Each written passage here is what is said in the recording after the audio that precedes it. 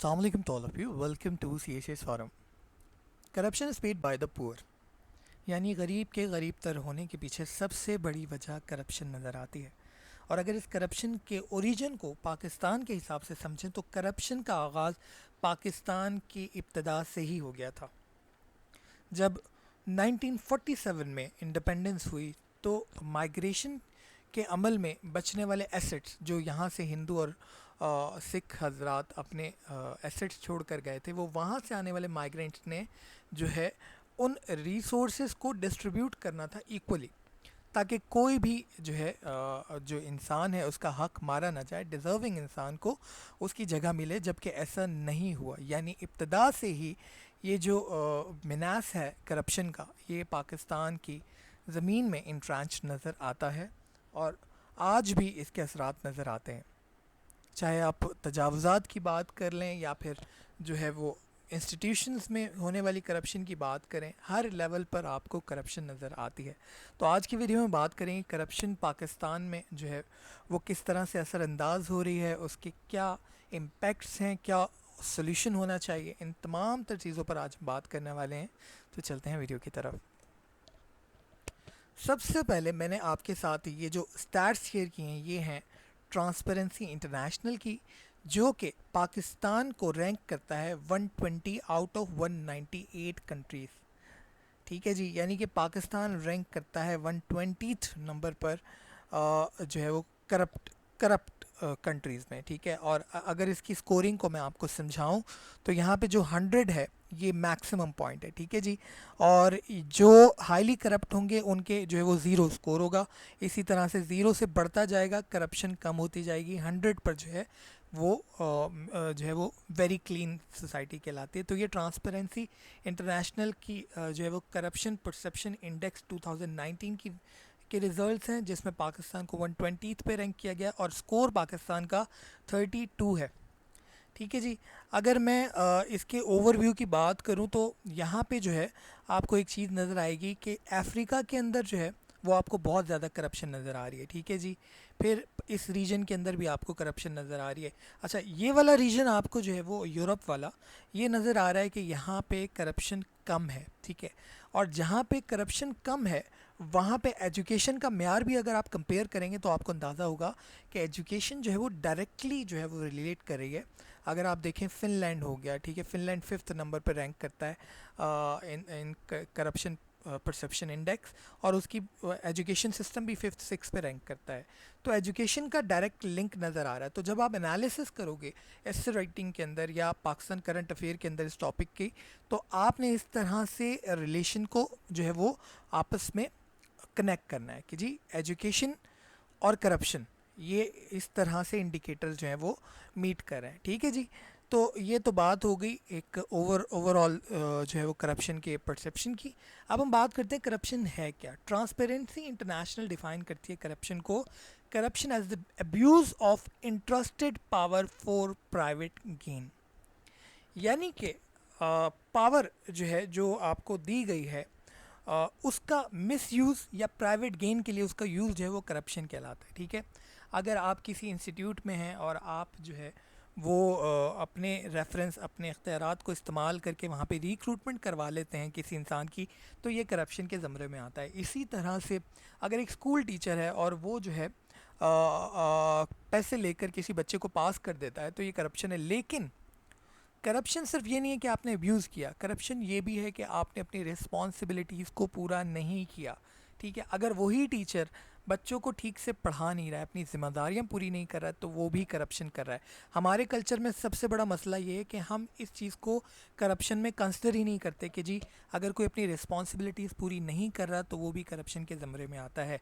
फिर वो लोग जो अपने ऑफिसेज में बैठकर मोबाइल फ़ोन यूज़ कर रहे हैं या फिर अपने कोई पर्सनल काम कर रहे हैं, वो भी करप्शन के ज़मरे में आता है, जिसको हम करप्शन समझते ही नहीं है। ठीक है, तो फाइनेंशियल एम्बेजलमेंट से हट कर भी act of deviation from the stipulated role, यानी कि वो रोल जो आपको असाइन किया गया है अगर आप वो रोल प्ले नहीं कर रहे हो, उससे डेविएट कर रहे हो, तो ये करप्शन है। अगर सियासतदान अपना रोल प्ले नहीं कर रहे हैं, ठीक है, ऐसे लॉज नहीं बना रहे हैं जो कि आवाम के लिए आसानियाँ पैदा करें, अगर ब्यूरोक्रेसी उन लॉज को इम्प्लीमेंट नहीं कर रही है ग्राउंड लेवल पर, इंसाफ लोगों को मिल नहीं रहा है इंस्टीट्यूशंस के थ्रू, तो फिर जो है ये भी डेविएशंस हैं, ठीक है, और इन डेविएशंस को भी करप्शन कहा जाता है। तो जब भी आप ऐसे के अंदर करप्शन को डिफ़ाइन करने जाएंगे तो आपने इन तमाम चीज़ों को जो है वो एक्सप्लेन करना है। इस टॉपिक को मैं इस तरह से कवर कर रहा हूँ कि ये आपके सारे आस्पेक्ट को कवर कर ले, ठीक है जी। फिर अगर करप्शन की टाइप्स की बात करें तो फर्स्ट वन इज़ पेटी करप्शन। पेटी का मतलब होता है इग्नोरेबल, ठीक है, ये जो छोटी मोटी करप्शंस होती हैं, पुलिस ऑफिसर को आपने देखा होगा रिश्वत लेते हुए, ट्रैफिक पुलिस का जो है वो वार्डन जो है वो रिश्वत ले रहा है, तो ये पेटी करप्शन कहलाती हैं, जो कि बहुत स्मॉल लेवल पर होती हैं। फिर ग्रैंड करप्शन है, ठीक है जी, पॉलिटिकल करप्शन इसमें आती है। ग्रैंड करप्शन की मिसाल ये लें कि सिवियर टाइप की करप्शन, जैसे आपकी पॉलिटिकल करप्शन है, ठीक है, आपके जो इंस्टीट्यूट्स हैं, ऑफिसेज हैं, वो पर्सनल गेन के लिए यूज़ किए जाते हैं, ठीक है। फिर जो है वो अपने इख्तियारात को इस्तेमाल करके जो है वो गाड़ियाँ ज़्यादा से ज़्यादा, घर बेहतर से बेहतर इस्तेमाल किया जाता है। तो ये सारी चीज़ें जो हैं। फिर पॉलिटिकल करप्शन में आपका जो है वो ऑफिस होल्डर्स का जो अमल है उसको भी देखा जाता है कि जी जो ऑफिस होल्डर है, गवर्नमेंट ऑफिस होल्डर्स हैं, वो जो है वो पर्सनल गेन के लिए किस तरह से अपनी सीट्स, अपनी पावर को यूटिलाइज करें। देन सिस्टमेटिक करप्शन है, जिस जैसे corruption become the rule rather than the exception, जो पाकिस्तान में हो चुका है जी, कि ऐसा सिस्टम बन जाता है कि जहाँ पे करप्शन जो है वो रूल बन गई है। जैसे पाकिस्तान के अंदर अगर आपको कोई काम करवाना है, आपको लाइसेंस बनवाना है, आज से कुछ अर्सा पहले, जब मैंने आज से कोई 8 साल पहले लाइसेंस बनवाया, तो उस टाइम जो है जो लीगल प्रोसेस से जा रहा था उसको बहुत ज़्यादा टाइम लग रहा था, जबकि एजेंट्स वगैरह जो हैं वो बाकायदा तौर पर आपकी जो फ़ाइल है उसको टायर लगा देते हैं। तो ये हर इंस्टीट्यूट में आपको नज़र आता है। तो ये सिस्टमेटिक करप्शन हो चुकी है, यानी कि सिस्टम ही जो है वो करप्ट हो चुका है, उसमें जो है वो करप्शन के बगैर काम ही नहीं हो पाते हैं, जो पाकिस्तान के दीगर इदारों में आपको नज़र आता है। तो सबसे पहले मैंने ओरिजिन की बात की, मैं आपको बता चुका हूँ कि पाकिस्तान में जो है वो हिस्ट्री से ही जो है वो करप्शन आपको नज़र आती है। फिर जो है रिफॉर्म्स आए 1970s में, उसमें भी जो है वो जो है वो इदारों को असर रसूख मिला। फिर एक और चीज़ मैं आपको बताऊं कि पाकिस्तान के अंदर जो है वो जो करप्शन, सिर्फ ऐसा नहीं है कि आपकी स्टेट पॉलिसीज़ जो हैं, अगर आप पावर को जो है वो डिवॉल्व भी कर रहे हैं, तो वो भी जो है वो करप्शन को हवा दे देता है, क्योंकि आपकी इंस्टीट्यूट्स जो हैं उनमें अकाउंटेबिलिटी नहीं है। खैर, इसको मैं आगे बात करूँ तो कॉजेज़ ऑफ करप्शन की जब सबसे पहले हम बात कर लेते हैं। सबसे पहला जो कॉज है करप्शन का वो है सॉफ्ट फॉरगिविंग कल्चर, यानी कि जो इंसान है उसको पता है कि भाई मैं जुर्म करूँगा और मैं बच जाऊँगा, तो फिर वो जुर्म करेगा ही करेगा। जिसकी मिसाल मैं नेशनल रिकॉन्सिलेशन ऑर्डिनेंस से दूंगा, जो कि परवेज़ मुशर्रफ साहब ने दिया, ठीक है। उनके मुताबिक जो है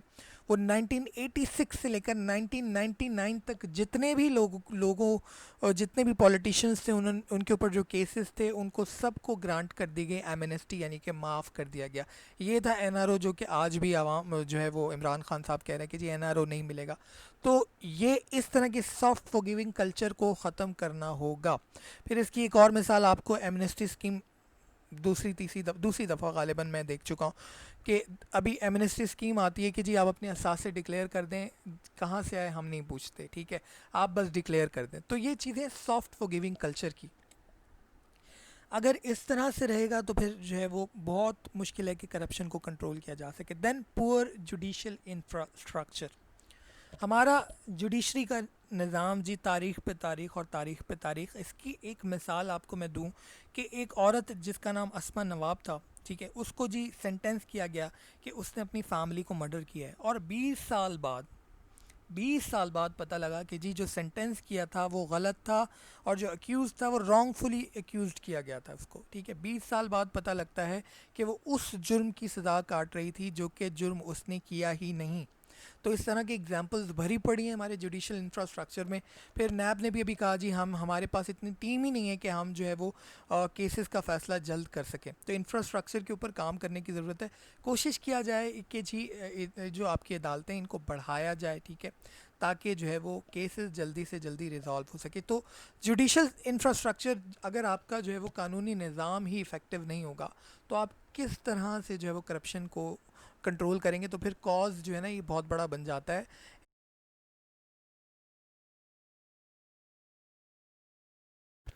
अच्छा जी, the next one is tax evasion. अब पॉइंट ये है कि आपके यहाँ 207 मिलियन लोगों की आबादी है, ठीक है, according to the census of 2017। और उन 207 मिलियन लोगों में से 1 मिलियन लोग भी नहीं हैं जो कि टैक्स पे करते हों, ठीक है जी। फिर आपकी जो इकॉनमी है उसमें 36% लोग अनडॉक्यूमेंटेड इकॉनमी है आपकी, सॉरी लोग नहीं, अनडॉक्यूमेंटेड इकॉनमी है, यानी कि आपके बिजनेस सेक्टर में आपकी इकॉनमी ही रजिस्टर्ड नहीं है जी, ठीक है। 36% आपकी जो है वो अनडॉक्यूमेंटेड इकॉनमी है, ठीक है। फिर अगर आप टैक्स टू जीडीपी रेशियो देखें तो वो 11% है। इस सारी चीज़ों को तमाम जो आपके इंडिकेटर्स हैं इनको मैंने इकॉनमी ऑफ पाकिस्तान में बहुत तफसील से बताया हुआ है, उसको देखिएगा आपको आइडिया हो जाएगा। तो पॉइंट ये है कि जब लोग टैक्स पूल में नहीं होंगे, ठीक है, टैक्स ही नहीं देंगे, ठीक है, तो फिर क्या होगा? फिर ये होगा कि आपने टैक्स तो दिया नहीं, आपने क्या किया, आप अपने शॉर्टकट तलाश करोगे, आप किसी को पैसे दोगे, ठीक है, इंस्टीट्यूट के अंदर एफबीआर के अंदर पैसे दे के जो अपना काम चला लोगे, ठीक है। तो उससे होगा क्या कि लोगों की जेब में पैसा जाएगा और स्टेट की जेब में पैसा नहीं जाएगा। स्टेट की जेब में पैसा नहीं जाएगा, आपके पास जो है वो बजट में डेफिसिट आएगा, आपका बजट इनफ नहीं होगा, आपकी डेवलपमेंट बजट इनफ नहीं होगा, इंफ्रास्ट्रक्चर से लेकर इकॉनमी हर चीज़ अफेक्ट होगी, ठीक है जी। तो ये एक बहुत बड़ा फैक्टर है। फिर अनएम्प्लॉयमेंट जो है वो आपको पता है, अब जब अनएम्प्लॉयमेंट होगी, ठीक है, इनफ तो क्या मैं कहूँ, मैं कहूँगा कि जी इनफ तो एक अलग लफ्ज़ हो जाएगा। आपके पास तो जो है वो अपने जो यूथ पल्स है उसको 50% भी आप जो है वो कैटर नहीं कर रहे हो, ठीक है। अब मसला ये है कि आपके पास अनएम्प्लॉयमेंट तो हो गई, ठीक है। अब ये अनएम्प्लॉयड तबका जो है ये डेस्पो हो चुका है जी जॉब के लिए, ये पैसे देगा, ये पैसे दे के भी जॉब लेगा, ठीक है। तो इसको अनएम्प्लॉयमेंट के अंदर जो है इसको जॉब चाहिए, ये जॉब के लिए अपनी जेब से भी पैसे देगा। तो अनएम्प्लॉयमेंट भी जो है वो स्ट्रेंथन करती है, बोल्स्टर करती है करप्शन के कल्चर को। Then education system of Pakistan, बहुत ज़्यादा डिस्पैरिटी है, ठीक है। लोगों को अवेयरनेस ही नहीं है कि जी आप अगर टैक्स दोगे तो मुल्क का भी फ़ायदा है, आपका भी फ़ायदा है। लोगों को पता ही नहीं है कि फाइलर होने के बाद फ़ायदे कितने हैं। बहुत सारे लोगों को फाइलर होने का प्रोसेस ही नहीं पता, उनको बाकायदा एजेंट के पास जाना पड़ता है कि जी फाइलर होने का तरीकाकार क्या है, किस तरह से हमने टैक्स पूल के अंदर आना है। तो एजुकेशन सिस्टम के साथ साथ अवेयरनेस भी मैं इंक्लूड कर रहा हूँ, ठीक है। अवेयरनेस नहीं है लोगों को, एजुकेशन सिस्टम में भी डिस्पैरिटी है, और इस कदर डिस्पैरिटी है कि फिर जो है जब आपका एक बच्चा ओ लेवल से पढ़ रहा है, दूसरा आपका सरकारी स्कूल से पढ़ रहा है, ओ लेवल्स वाला जो है उसको अच्छी नौकरी मिल जाती है, सरकारी वाला स्ट्रगल करता रहता है, तो फिर आपकी हो जाती है इकोनॉमिक जो है वो स्टार्टिफिकेशन, ठीक है। तो फिर जब आपकी क्लासेस बनेंगी, ठीक है, तो फिर क्या होगा? क्लासेस बनने की वजह से गरीब गरीब तर रहेगा, ठीक है, और वो ऊपर आने के लिए कोशिश करता रहेगा, और ऊपर आने के लिए कहीं ना कहीं वो करप्शन भी करेगा, ठीक है। क्यों? क्योंकि उसको जो है वो सही तरीके से तो पैसा मिल नहीं रहा है, ठीक है। उसने मेहनत भी की, एजुकेशन भी हासिल की, लेकिन वो compete नहीं कर पा रहा क्योंकि आपका एजुकेशन सिस्टम डिस्पर्स है। तो उस डिस्पर्स एजुकेशन सिस्टम की वजह से करप्शन बढ़ती है। और फिर तालीमी इदारों में भी आपने करप्शन देखी होगी, पैसा दे के लोग डिग्रियाँ भी ले रहे हैं, जाली डिग्रियों के स्कैंडल्स आपके सामने हैं। देन इनफेक्टिव पॉलिसीज़ यानी पुअर गवर्नेंस, जो कि सबसे बड़ा मसला है। आपकी गवर्नेंस सिस्टम में अकाउंटेबिलिटी नहीं, रूल ऑफ लॉ नहीं, जुडिशरी सिस्टम एक्टिव नहीं, ठीक है। मतलब आप किसी भी स्टेट के इदारे को उठा लें, पाकिस्तान स्टील मिल से लेकर पीआईए से लेकर आप किसी भी इदारे को उठा लें, ठीक है, सब के सब जो है उस स्टेट की पॉलिसीज़ उसमें ऐसी हैं कि जी लॉस में जा रहे हैं। अब पॉइंट ये है कि दूसरा, अच्छा दूसरी एक और चीज़, आपने जो है एनआरओ दिया, ठीक है, ये क्या पॉलिसी दी? तो आपकी पॉलिसीज़ भी जो हैं वो इस तरह की नहीं है जो कि करप्शन को इरेडिकेट कर सकें, ठीक है। फिर आपकी एसएमईज़ के लिए, स्मॉल एंड मीडियम इंटरप्राइजेज़ के लिए जो पॉलिसीज़ हैं वो भी बिल्कुल भी इफ़ेक्टिव नहीं है। आपके जो है वो एसएमईज़ आते ही नहीं है टैक्स पूल के अंदर। तो आपको इफ़ेक्टिव पॉलिसीज़ बनाना होंगी, गुड गवर्नेंस करनी होगी, अकाउंटेबिलिटी करनी होगी, अच्छा, फिर अकाउंटेबिलिटी में आपके नैब का जो रोल है उसमें भी बायसनेस नज़र आती है। हर कोई कह रहा है कि जी तमाम पॉलिटिकल पार्टीज़ एक ही पेज पे नज़र आती हैं कि जी नैब जो है वो बाईस अपनी जो है वो बाईस तौर पर अमल करता है, ठीक है जी। तो ये भी एक इशू है आपके पास। देन नेपोटिज्म, ठीक है, अपने पसंद के लोग जो है वो रख लिए जाते हैं। पिछले दिनों भी जो है वो आ रहा था कि जी किसी ब्यूरोक्रेसी की सीट के ऊपर जमात इस्लामी के एक जो फजलुर रहमान है, इनके भाई जो हैं, वो उनका जो डोमिसल है वो केपीके का है और वो यहाँ पे अपॉइंट हो गए जी सिंध के अंदर। तो नेपोटिज्म, अपनी मर्जी के बंदे आपने जहाँ रखने हैं, तो फिर नेपोटिज्म होगा तो फिर जो है अकाउंटेबिलिटी कैसे होगी। देन इम्पैक्ट ऑफ करप्शन, जो आपको जो है वो बहुत वाज़ेह नज़र आते हैं हर चीज़ के अंदर। सबसे पहली चीज़ ये हिंड्रेंस फॉर, अच्छा पहले इकोनॉमिक पर्सपेक्टिव को डिस्कस करें तो hindrance for foreign and direct investment. आपको एक चीज़ बता दूं, जब आपके यहाँ करप्शन होगी और करप्शन इंडिकेटर्स शो कर देते हैं इंटरनेशनल, तो जो इन्वेस्टमेंट है वो नहीं आती है। अभी यूएसएड के जो आपकी इन्वेस्टमेंट थी उसके ऊपर भी जो है वो जो उसके डायरेक्टर जनरल हैं वो बाकायदा तौर पर एक टीम बनाने की कोशिश कर रहे हैं कि जिसकी वजह से करप्शन की जो शिकायत हैं उनको दूर किया जाए। तो जब करप्शन होगी आपकी इन्वेस्टमेंट्स नहीं आएंगी, इन्वेस्टमेंट्स नहीं आएंगी तो आपकी इकोनॉमिक ग्रोथ जो है वो स्लो होगी, क्योंकि आप जो है जो इकोनॉमिक ग्रोथ होती है, जीडीपी आपकी, वो डायरेक्ट लिंक्ड होती है इन्वेस्टमेंट से, ठीक है जी। देन रेग्रेसिव फॉर एसएमईज, आपके यहाँ जो सिस्टम है जो स्मॉल एंड मीडियम इंटरप्राइजेस को रजिस्टर्ड करने का सिस्टम है वो इतना मुश्किल है कि कोई इंसान जो है वो इस प्रोसेस में लगता है, पैसे लगाता है, करप्शन पे करप्शन होती है, तब जाके उसको एनटीएन नंबर मिलता है। सिंगापुर के अंदर 3 घंटे या गालिबन 3 मिनट ऐसा कुछ है कि 3 मिनट या 3 घंटे के अंदर कंपनी रजिस्टर्ड हो जाती है। और दुनिया भर ऐसी में जो है ना वो यही मामला आते हैं। हम लोग जो है वो हमने एसएमईज़ के लिए इतना मुश्किल किया हुआ है कि वो बेचारे करप्शन नहीं करेंगे तो उनकी कंपनीज रजिस्टर्ड नहीं होंगी, रजिस्ट्रेशन के लिए उनको करप्शन करनी पड़ रही है। तो एसएमईज़ के लिए बहुत बड़ा नुकसान है, फिर इन्वेस्टमेंट्स भी नहीं आएंगी तो वो भी एक इशू हो जाता है। तो इम्पैक्ट इसके जो है फिर आपके स्मॉल एंड मीडियम इंटरप्राइजेस के अंदर भी नज़र आते हैं, ठीक है जी। Then reduce the resources available for social spending. अब आपका जो जितने भी प्रोजेक्ट्स होते हैं, हर बंदा जो है वो, चाहे वो एमक्यूएम हो, चाहे वो पीपल्स पार्टी हो या कोई और गवर्नमेंट हो, हर कोई कराची के अंदर कहता हुआ नज़र आता है कि जी हमारे पास इख्तियारात नहीं है और हमें जो है वो फंड्स एलोकेट नहीं किए जाते, ठीक है जी। अब पॉइंट ये है कि जो आपने फंड्स आपको मिले हैं आपने वो कहाँ यूटिलाइज़ किए, पहली बात तो ये है। दूसरी बात ये कि आप उन फंड्स को इतना इफ़ेक्टिव क्यों नहीं यूटिलाइज़ कर रहे कि जो है वो आपके जो है कम फंड्स में भी आप जो है वो कुछ तो कारकर्दगी करके दिखाएं। अब मसला ये है कि आपके जो फंड्स हैं, ठीक है, जो आपके जैसे आपका बीआरटी प्रोजेक्ट है जो कि अभी पेशावर में अभी रिसेंटली जो है वो उसका इफ्तिताह हुआ, तो उसके अंदर जो आपकी कॉस्ट थी वो इतनी ज़्यादा बढ़ गई। अब वो कॉस्ट कैसे बढ़ी, वो कॉस्ट कहाँ जा रही है, वो उसमें एक, मैं ये नहीं कह रहा कि पेशावर के प्रोजेक्ट में करप्शन हुई, लेकिन पॉइंट ये है कि हमारे जो प्रोजेक्ट्स हैं उनके अंदर कॉस्ट इतनी ज़्यादा हो जाती है, उसकी एक वजह करप्शन है, ठीक है जी। तो हमारे जब रिसोर्सेज वैसे ही लिमिटेड हैं, ऊपर से करप्शन, तो फिर वो जो है हमारे जो प्रोजेक्ट्स हैं सोशल स्पेंडिंग कम हो जाती है। Then ease of doing business. अच्छा, पाकिस्तान के अंदर जो है वो ईज़ ऑफ डूइंग बिजनेस जो है वो अभी इम्प्रूव हुआ है, ठीक है। 108 पे आ गया, 28 पॉइंट से जंप करके 136 पे हम लोग रैंक कर रहे थे। लेकिन ईज़ ऑफ डूइंग बिज़नेस में अभी भी हमें बहुत ज़्यादा काम करना है और ease of doing business Pakistan में ठीक नहीं है। इसी वजह से आपका HDI इंडेक्स भी कम आता है और तमाम तर मामला। अब जब आप बिज़नेस ही जो है वो आपका doing ease of doing business ही आपका जो है वो नहीं होगा, डिफ़िकल्टीज़ होंगी, तो फिर आप उसकी एक रीज़न जो है वो करप्शन है। और ये बात बाज़ाब्ता तौर पर मैं पीछे डिस्कस कर चुका हूँ कि एसएमईज़ को किस तरह से रजिस्ट्रेशन के प्रॉब्लम्स होते हैं और बाकी। Then inefficient major public sector entities, आपकी जितनी भी की पब्लिक सेक्टर एंटिटीज़ हैं, पाकिस्तान स्टील मिल, PIA और जो है वो रेलवे, ठीक है, इन तमाम तर को इफ़ेक्टिव बनाया जाए।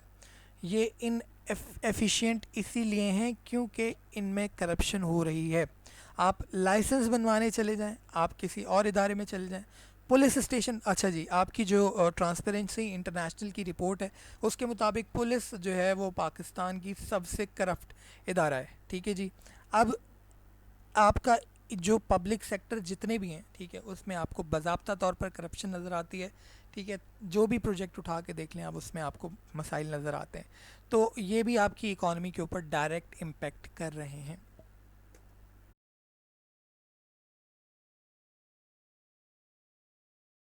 अच्छा दी, अब बात कर लेते हैं इम्पेक्ट्स ऑन यूथ कि यूथ किस तरह से असरअंदाज हो रही है। तो जनाब, जब नेपोटिज्म होगा, ठीक है, और आप अपनी मर्ज़ी से लोगों को ला के बिठाएंगे तो मेरिट तो कुचला जाएगा, और वो शख्स, वो डॉक्टर इंजीनियर जिसने किसी डॉक्टर ने किसी हॉस्पिटल में, इंजीनियर ने किसी कंस्ट्रक्शन या किसी और फॉर्म में अपने आप को मनवाना था, वो बेचारा फिर मेहनत करेगा, जी मैं कंपेटिटिव एग्ज़ाम दे दूँ, अब मैं जो है वो अपने आप को मनवाऊँ फिर यहाँ पर।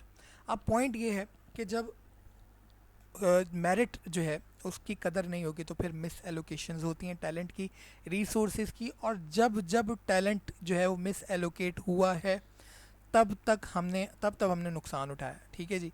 क्योंकि पॉइंट ये है कि ये वो इंसान है जिसने अपने आप को अपनी फील्ड में मनवाना था। अब क्योंकि आपने उसको अपनी फील्ड में मनवाने का मौका नहीं दिया, तो वो यही टैलेंट अब की जो है वो अपने आप को कहीं और मनवा रहा है। तो आपने इंक्रीजिंग ट्रेंड भी देख लिया होगा, number of aspirant day by day बढ़ते जा रहे हैं कंपेटिटिव एग्जाम में। Then violation of human rights की बात कर लेते हैं। इलीगल कंस्ट्रक्शंस आपको बहुत सारे बड़े शहरों में नज़र आएगी। इलीगल कंस्ट्रक्शंस जब हो रही होती हैं तो क्या इंस्टीट्यूशंस को नज़र नहीं आता? ऑब्वियसली इन इंस्टीट्यूशंस को नज़र भी आता है, इनमें करप्शन जाती है, पैसा जाता है, तभी तो ये इदारे जो है वो हाथ नहीं डालते हैं। अब आपने देखा होगा कितने सारे बिल्डर्स हैं वो अपने अपने प्रोजेक्ट बना रहे हैं, ऐसी जगहों पर बना रहे हैं जहाँ पे जो है वो एक लिमिट है जी, 5 बिल्डिंग से ज़्यादा नहीं बना सकते, 10 तक जा रहे हैं, 12 तक जा रहे हैं। तो ये सारी चीज़ें जो हैं ये सब सामने हो रही हैं, और ह्यूमन राइट की वायलेशन मैं इसको इसलिए कहूँगा क्योंकि ये हक है किसी का। और इसकी एक और मिसाल दूँ तो अभी रिसेंटली कराची में जो तजावुज़ात की वजह से पानी नालों से बाहर आया, उसकी वजह से लोगों के घरों के अंदर पानी गया, ठीक है। तो उन लोगों का बुनियादी हक मारा गया जिन लोगों ने अपने हलाल के पैसे से जो है वो जगह ख़रीदी थी, उनके घरों में सामान सारा ख़राब हुआ। ये सारा क्यों हुआ? क्योंकि इलीगल कंस्ट्रक्शन हुई थी। तो करप्शन जो है वो वायलेशन करी है ह्यूमन राइट्स की। दैन लैंड ग्रैबिंग आपने देखा, अभी बहरिया टाउन का केस भी सामने आया, और भी बहुत सारे केसेस सामने आते रहते हैं वक्तन फ़वक्तन। तो वायलेशन ऑफ ह्यूमन राइट्स में भी करप्शन अपना रोल प्ले कर रही है। एक्सट्रैक्टिव इंस्टीट्यूशंस जो हैं, और एक्सट्रैक्टिव इंस्टीट्यूशंस उनको कहते हैं जहाँ पे जो है वो एक लिमिटेड तबके का असर रसूख हो और उन्हीं के असर रसूख से अपॉइंटमेंट्स हों, ये भी हो रहा है, ठीक है। और जब एक्सट्रैक्टिव इंस्टीट्यूशंस होंगे तो फिर जो है आप कैसे समझते हैं कि राइट्स टू फ्री ट्रायल होगा? कैसे आपका कानून जो है वो सही फैसले कर सकता है अगर जज जो है वो किसी की फेवरेटिज्म की बुनियाद पर जो है वो अपॉइंट हुआ? राइट टू हेल्थ, उसकी भी आप बात कर लें तो राइट टू हेल्थ पे डॉक्टर्स जो हैं वो प्राइवेट सेक्टर में जाके बड़ा अच्छा तरीके से इलाज कर रहे होते हैं। गवर्नमेंट इदारों में जो है वो ठीक से इतना ज़्यादा जो है वो अपना रोल प्ले नहीं करते हैं, क्योंकि गवर्नमेंट इदारों में जो है वो उनको जो पे मिल रही है वो ये प्राइवेट सेक्टर में वो फिर ख़ुद से कमा रहे हैं। ये सब डॉक्टर्स के लिए नहीं है, मेरी तमाम तर बातें तमाम लोगों के लिए नहीं हैं, ये बात मैं पहले क्लियर कर दूं। अच्छा, अब सॉल्यूशंस की बात कर लेते हैं। सबसे पहली चीज़, इंक्लूसिव इंस्टीट्यूशंस। आपके इंस्टीट्यूट जब तक इंक्लूसिव नहीं होंगे तब तक आप कुछ नहीं कर सकते। आपका आटा माफिया भी आएगा, चीनी माफिया भी आएगा, आपके हर लेवल पे करप्शन होगी जब तक आपके इदारे मजबूत नहीं होंगे। इदारे मजबूत होने की बात यह है कि ट्रांसपेरेंसी इंटरनेशनल 2019 कहता है कि सबसे ज़्यादा करप्ट इदारा पुलिस है। तो जब वहाँ पे करप्शन होगी तो वो किस तरह से जो है वो बाकी मामलात को रोकेगा? अच्छा, फिर जो है वो बाकी आपके नैब की अगर बात कर लें, ठीक है, अगर नैब जो है वो इंक्लूसिव नहीं होगा, वो एक्सट्रैक्टिव परफॉर्म करेगा, तो फिर जो है पॉलिटिकल जो पार्टीज़ हैं वो तो ब्लेम करेंगे कि जी हम जो है वो ये जो हमारे ख़िलाफ़ बायसनेस हो रही है, ठीक है। तो इंक्लूसिवनेस होनी चाहिए, ठीक है। तमाम इंस्टीट्यूट इतने ज़्यादा मजबूत हों, आपकी नेशनल असम्बली इतनी ज़्यादा मजबूत हो कि जी वो जो रूल बना ले, आपकी ब्यूरोक्रेसी इतनी मजबूत हो कि वो तमाम तर रूल इम्प्लीमेंट करवा सके, आपका पुलिस स्टेशन इंसाफ लोगों को दिला सके, सॉरी, जो जो जराइम पेशा अफराद हैं उनको पकड़ सके, आपके जज जो हैं वो जराइम जो लोगों को इंसाफ दिला सकें। ये तमाम तर इंक्लूसिव इंस्टीट्यूशंस में आता है। अगर अपने अपने इंस्टीट्यूट्स जो है वो ठीक से काम नहीं करेंगे तो कुछ भी नहीं हो सकता। देन गुड गवर्नेंस की बात कर लेते हैं। अकाउंटेबिलिटी, रूल ऑफ लॉ, ये तमाम तर चीज़ें गुड गवर्नेंस में आती हैं। आप जो के पास अकाउंटेबिलिटी का कोई ऐसा ख़ास इदारा नहीं है, ठीक है। पब्लिक अकाउंट्स कमेटीज़ आती हैं, ठीक है, लेकिन वो भी किस हद तक असरअंदाज होती हैं आपके सामने है। फिर नैब की जो कार्रवाइयाँ हैं उनको भी किस नज़र से देखा जाता है। फिर मैंने एक आसमा नवाज़, आई थिंक नाम मैं भूल गया उनका, आसमा शायद उनका नाम था, तो उनके साथ जो हुआ, ठीक है, 20 साल बाद आपको पता लग रहा है कि जी आपने नाहक किसी को 20 साल सज़ा दे दी है। तो ये आपकी अकाउंटेबिलिटी, रूल ऑफ लॉ है, इसको आपको बेहतर करना है, ठीक है, गुड गवर्नेंस लानी है। Then public information must be publicized. Public information को जब तक शेयर नहीं किया जाएगा, हर बंदा कह रहा है कि जी हमारे पास इख्तियार नहीं है, हमारे पास हमें फ़ंड्स नहीं दिए जाते, ठीक है जी। अगर फ़ंड्स नहीं दिए जाते हैं तो सबसे पहली पॉइंट ये है कि जो फंड्स आपको दिए गए आप डिस्क्लोज़ करो कि जी ये पैसा मैंने यहाँ दिया है, ताकि दूध का दूध पानी हो जाए। कोई भी ये ब्लेम गेम सारा का सारा ख़त्म हो जाएगा कि जी हमें फ़ंड्स नहीं मिलते हैं, हमारे पास इख्तियारात नहीं है। तमाम तर लोग अपने इन्फॉर्मेशन, पब्लिक इन्फॉर्मेशन शेयर करें, उनको पब्लिसाइज़ किया जाए, लोगों को बाकायदा बताया जाए कि जी मेरा पैसा कहाँ पे ख़र्च हो रहा है। रोल ऑफ मीडिया को बेहतर बनाना होगा। मीडिया भी बहुत बायसनेस दिखाती है, कोई चैनल जो है वो किसी को सपोर्ट कर रहा है, कोई किसी को सपोर्ट कर रहा है, तो ये बायसनेस ख़त्म करनी होगी। यहाँ पे भी करप्शन है ऑब्वियसली, ठीक है जी, पैसा चल रहा है या क्या मामलात हैं अल्लाह बेहतर जानता है, लेकिन रोल ऑफ मीडिया को बेहतर करना होगा, रोल ऑफ एजुकेशन को बेहतर करना होगा, क्योंकि जब तक लोगों को अवेयरनेस नहीं होगी, उनके राइट्स उनको नहीं पता होंगे, जो आपकी एजुकेशन है उसमें डिस्पैरिटी को ख़त्म नहीं किया जाएगा, तब तक एजुकेशन अपना रोल प्ले नहीं कर सकती करप्शन को ख़त्म करने के लिए। पॉलिटिकल रिफॉर्म्स की ज़रूरत है, ठीक है, जितना ज़्यादा रिफॉर्म्स ला सकें उतना ज़्यादा अच्छा है। फाइनल कंक्लूजन के ऊपर बात कर लेते हैं। 18th अमेंडमेंट आई, डिसेंट्रलाइजेशन हुई, लेकिन हुआ क्या? डिसेंट्रलाइजेशन पावर जो है उसका नीचे ट्रांसफ़र होना भी परफॉर्म नहीं कर सका। उसकी वजह क्या थी? उसकी वजह ये थी कि करप्शन। अब पॉइंट ये है कि आपने डिसेंट्रलाइज कर दिया एनएफसी अवार्ड के थ्रू, जी सूबों के जो इख्तियारात थे उनको बढ़ा दिया, एजुकेशन प्रोविंस के पास चली गई, हेल्थ प्रोविंस के पास चला गया, अच्छा इकदाम। लेकिन हुआ क्या? हुआ ये कि उसकी अकाउंटेबिलिटी नहीं हुई, ठीक है।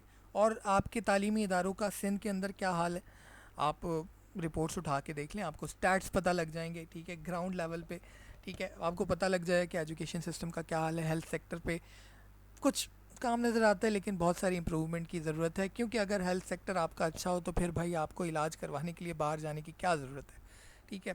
तो पॉइंट ये कि आपने बेशक अगर आप पॉलिटिकल रिफॉर्म्स भी ले आते हैं, लेकिन आपके पास अकाउंटेबिलिटी नहीं है, रूल ऑफ लॉ नहीं है। तो मैग्ना कार्टा 1215 में आ गया था गालिबन, मुझे डेट याद नहीं है, कि जी किंग भी जो है ना वो भी लॉ से ऊपर नहीं है, उसके ऊपर भी लॉ लगेगा। 1200 यानी कि 13वीं जो सदी थी तब से मामलात जो है वो रूल ऑफ लॉ की बात हो रही है, और हम अभी भी रूल ऑफ लॉ की बात कर रहे हैं अनफॉर्चुनेटली। आज का टॉपिक आपका नेशनल एंटी करप्शन स्ट्रैटेजी है। इसको आपने पढ़ना है, इसको देखना है कि नेशनल एंटी करप्शन स्ट्रैटेजी जो कि 2002 में गालिबन आई थी, ये